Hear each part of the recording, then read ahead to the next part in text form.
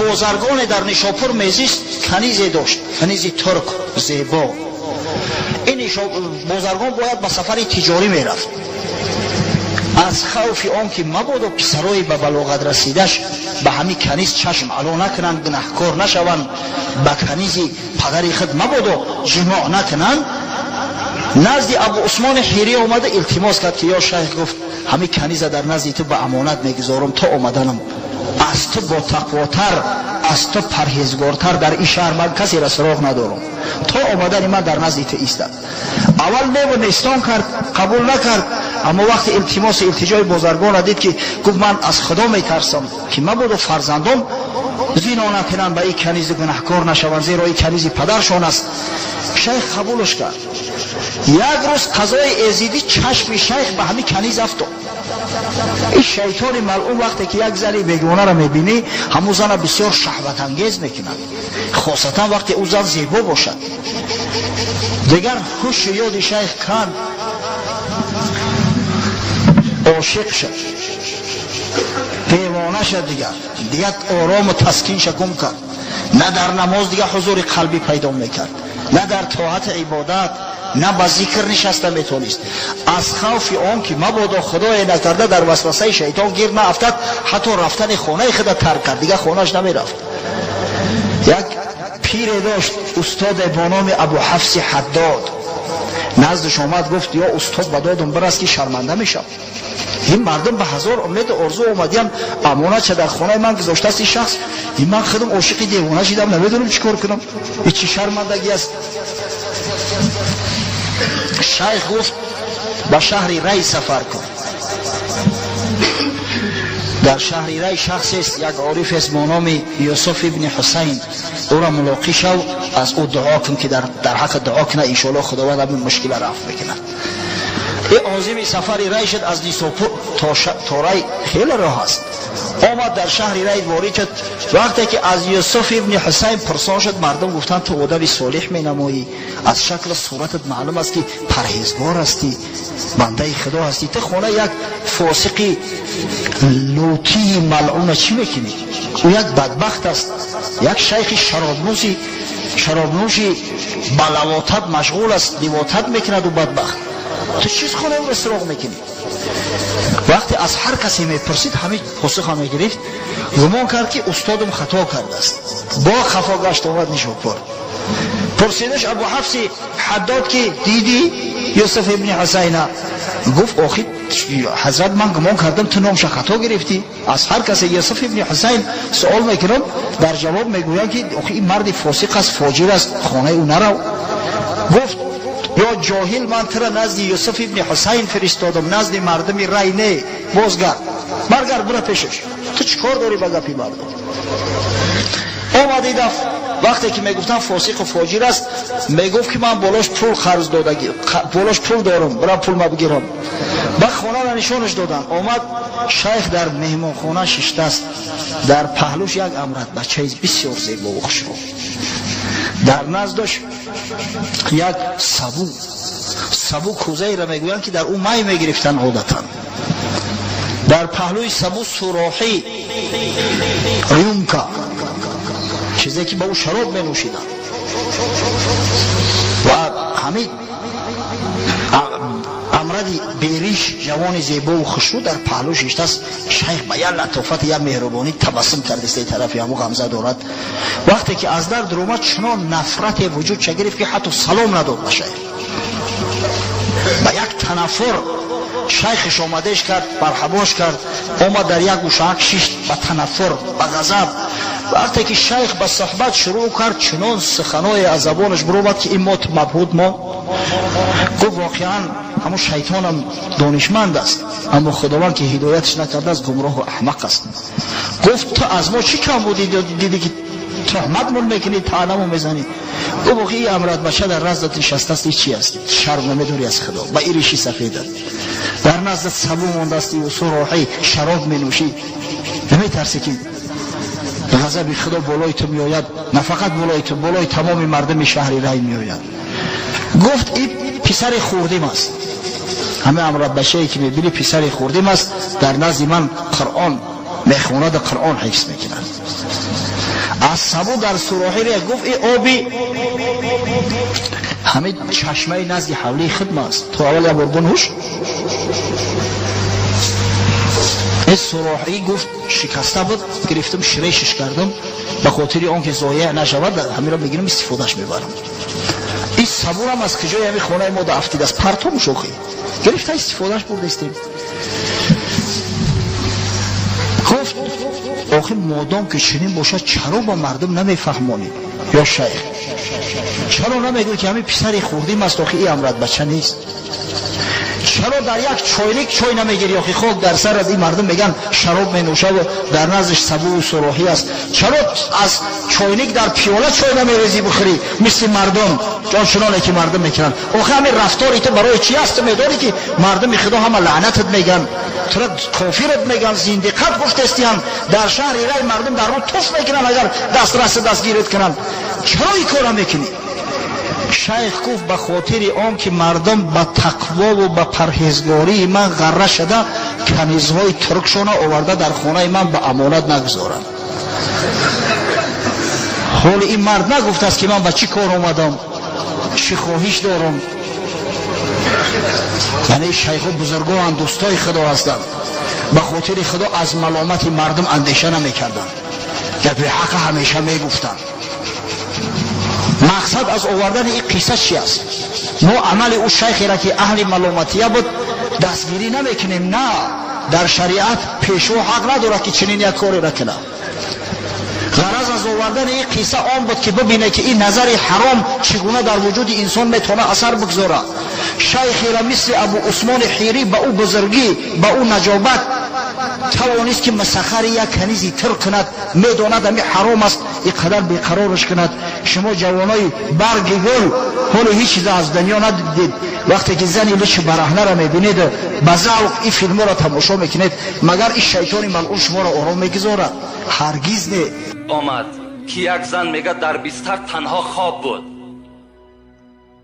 میگه به خودش میگفت خدایا من از تو میترسم و الا اگر نترسم آتش بر این جاگه خود میزنم، یعنی زنا میکنم. میگه این سخن میگفت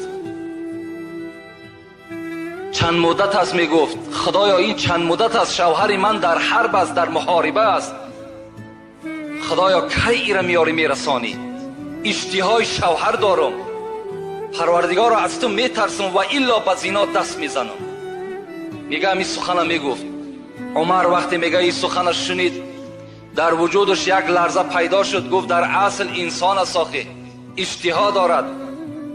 در حال میگه پیش دخترش آمد حفصه. این در زمانی بود که پیغمبر که از دنیا گذشته بود، عمر در خلافت نشستگی بود. حفصه که زن پیغمبر خدا بود، دختر عمر بود. آمد گفت حفصه، گفت از تو یک چیز میپرسم. چی چیز؟ زن چند قدر طاقت دارد به شوهر؟ حفصه میگه حیا کرد. زنها یه وقتا هم حیا داشتند، زنها بی نهایت حیا داشتند. امروز بین خواهرای ما و شما در کدام سطح قرار دارن؟ ما و شما هم تا دهنامون پوشیدگی باری هم نمیگیم که امر خدا تا بجا بیار، از خدا بترس. حتی همین را نمیگیم، میترسیم، غیرت نداریم، نمیدانیم که فردا ما و شما را از این فرزندا میپرسند. اینا نمیگیم، اینا نمیفهمیم. میگه حیا کرد.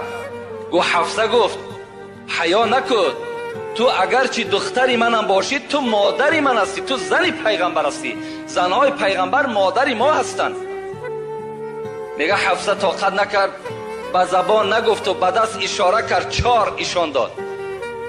گفت 4 ماه میتواند که زن به شوهر طاقت کند. و میگه آیتی را از سوره بقره خواند. این آیت معناش همین است که اگر مردها از شما 4 ماه جدا شدند، شما میتونین که نزد قاضی مراجعت کنین و خط طلاق خدا بگیرین.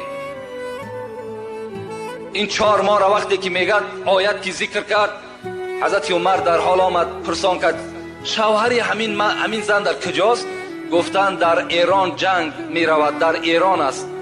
حضرت در همونجا خط برآوردن که کدام سربازی که به جنگ می رود از 4 ماه زیاد در محاربه اشتراک نکند، 4 ماه پس نزد زنش حتمی حاضر شود.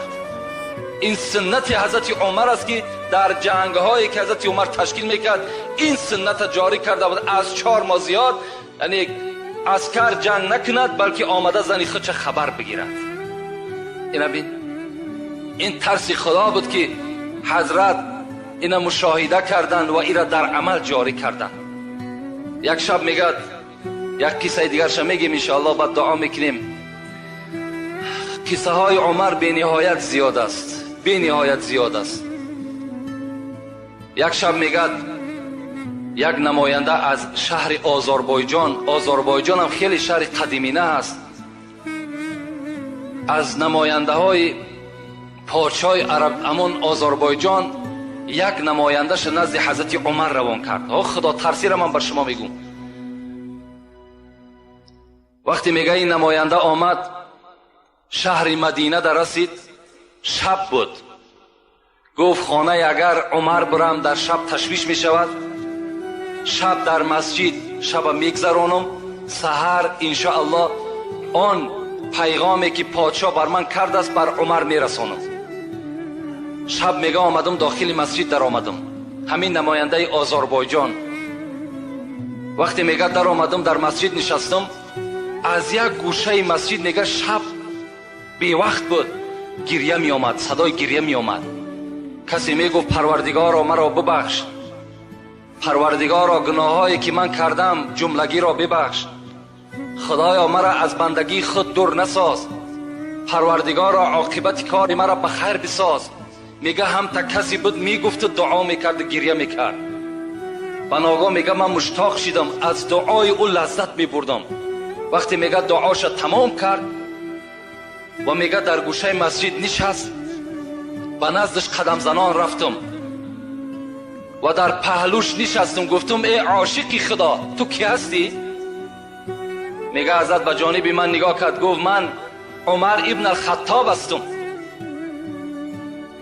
میگه در وجودم یک لرزه پیدا شد، من آوازه عمر شنیده بودم، عمر ندیده بودم، در حالتی که عمر با پادشاه بود. میگه گفتم در این بیوقتی شب حضرت تو روز تا بیگاه مشغول هستی، شب چی میشود که راحت میکردی؟ حضرت میگه گفت ای برادر اگر من شب خواب کنم حق این بندگی خدا را کی میکند؟ اگر روز به خواب برم حق این رعیت حق این مردم کی به جا میارد؟ برای پسر خطاب خواب شب خواب روز حرام است. حضرت میگه هم تا مراجعت کردن تا به روز میگه صحبت کردیم، سحر میگه بامداد یک جایه باز در همون مسجد خواندیم و میگه به جانب من گفت یگان پیغامی داشتی؟ میگه گفتم من از آذربایجان آمدم، از پادشاه خود یک هدیه برای شما آوردم، او را میخوام که به شما تسلیم کنم. حضرت عمر گفتن خوب میشود که خانه بریم، در خانه من شما را مهمانداری میکنم، هر پیغام و هر هدیه‌ای که داری اونجا من از شما قبول میکنم. حضرت دستی او را گرفتن، میگه به خانه آمدن.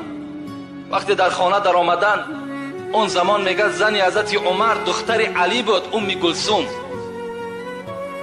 فریاد زد ام گلثوم این مهمان است، یگان طعام داشته باشی نزد ما بیار. ام گلثوم میگه صدا داد عمر در خانه به جز نان خشک و کمی از ملخ پختگی دیگر چیزی نیست. خانه پادشاه که از یک قسم دنیا در دست حضرت عمر بود، به جز نان خشک یک کمی از ملخ پخته دیگر چیزی نیست.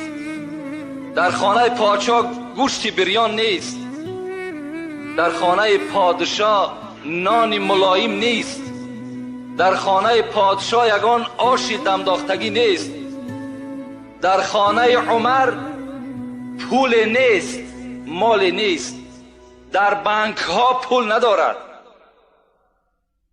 حضرت یک کمی خشک میگه نان آوردن. این نماینده آذربایجان میگه وقتی که من زیر دندان میماندم دندان من در اون نان گذر نمیکرد، نمیگرفت. لیکن عمر میدیدم آهسته آهسته میگه همون نان میخورد. وقتی که بالایی که جای نشستم فقط زمین خالی بود، چیز پرتافتگی نبود. بعد از این میگه به جانب من گشت گفت چی هدیه داری؟ میگه لطمه کشاده کردم همون روی ما.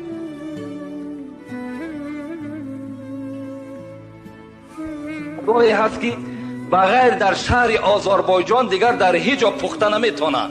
اینا فقط کیبانه های آذربایجان پخته میتونن و اینا فقط پادشاه ها میخورن، دیگر هیچ کس نمیخوره.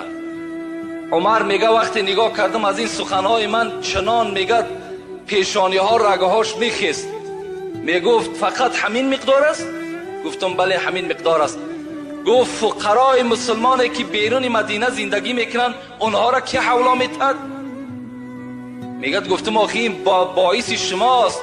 میگه گفت دستمالت جمع کن، این هدیه را برده به پادشاه بده، بگو اگر دفعه دیگر همچنان معامله به عمر میکند به خدا قسم رگهای گردنش میبرم.